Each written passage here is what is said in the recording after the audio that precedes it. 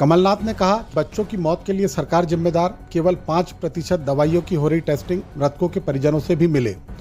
प्रदेश के पूर्व मुख्यमंत्री कमलनाथ रविवार को 11:15 बजे परासिया के उत्सव लॉन पहुंचे। यहां उन्होंने सिरप पीने से मृत बच्चों के परिजनों से मुलाकात की।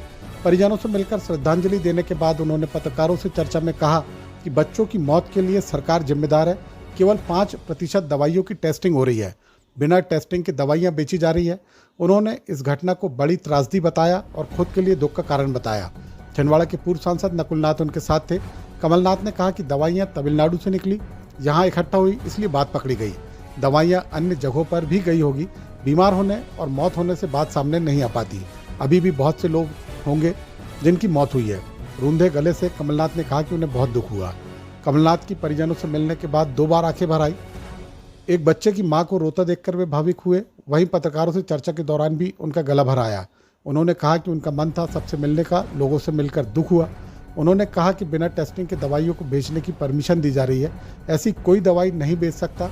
उन्होंने कहा कि बहुत सारी दवाइयां हैं, देश भर में कहां कहां बिकी है, इसकी जांच और दोषियों को कड़े से कड़ी सजा देना चाहिए। राज्य सरकार भी नियम बनाए कि बिना टेस्टिंग की दवाइयां न बेच सके।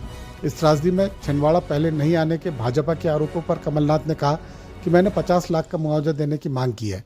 जीतू पटवारी उमंग सिंघार को भेजा, लगातार मुख्यमंत्री से बात कर रहा था। उन्होंने कहा कि बंटी साहू सरकार से 50 लाख का मुआवजा पीड़ितों को दिलवाए।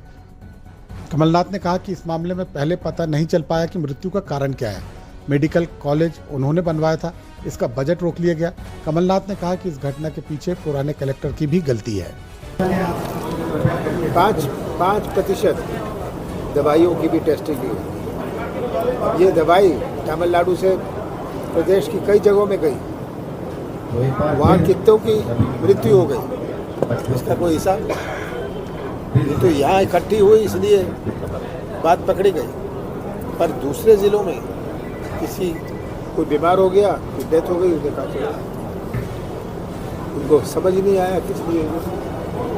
ये पूरे प्रदेश में ये दवाई बिकी है और मैं तो कहता हूँ बहुत सारे ऐसे लोग होंगे जिनको ये सिरप के कारण जिनका मृत्यु हुई।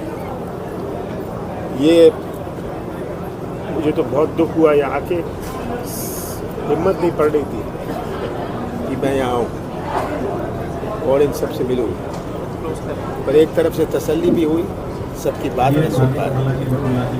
तो राज्य सरकार पूरी जिम्मेदार है, क्योंकि ऐसी दवाई जिसमें जहरीला तेल है, बिना टेस्टिंग के आप उसकी परमिशन देते हो बेचने की। कोई दवाई ऐसे तो बेच नहीं सकता, उसको परमिशन लगती है, उसने परमिशन ली, बेचो। ऐसी बहुत सारी हो। मैं तो कह रहा हूँ 5% से ज़्यादा टेस्टिंग नहीं होती। और ये दवाई कहाँ कहाँ बिकी है पूरे देश भर में, ये केवल परासिया में तो नहीं बिकी, देश भर में बिकी है। एक तो गिरफ्तार कर ही लिया, तो कड़ी से कड़ी सज़ा देनी चाहिए और सरकार, राज्य सरकार को इस पे कार्रवाई करनी चाहिए कि जो भी बिना टेस्टिंग की दवाइयाँ हैं उनको ना बेच पाए। तो अभी भी कहता हूँ मिलना चाहिए। तो मुआवजा तो कम होगा, सरकार को मैं लगा रहा हूँ, मैं सीएम से और भी बात करूँगा कि मुआवजा दें। मैं लेता हूँ, बहुत बड़ी ट्रेजिडी है ये घर बैठे बैठाए बच्चों की मौत हो गई, बहुत बड़ी ट्रेजिडी। ये हालत है इस सरकार की कि इतना बढ़िया मेडिकल कॉलेज मैंने बनवाया, पर उसके सब पैसे रोक दिए, सब ग्रांट रोक दिया, और आज मेडिकल कॉलेज जो होना चाहिए ये तो डिस्ट्रिक्ट अस्पताल से भी कम है। आज देखिए, एक तो मैं कहता हूँ ये कलेक्टर की, पुराने कलेक्टर की गलती थी।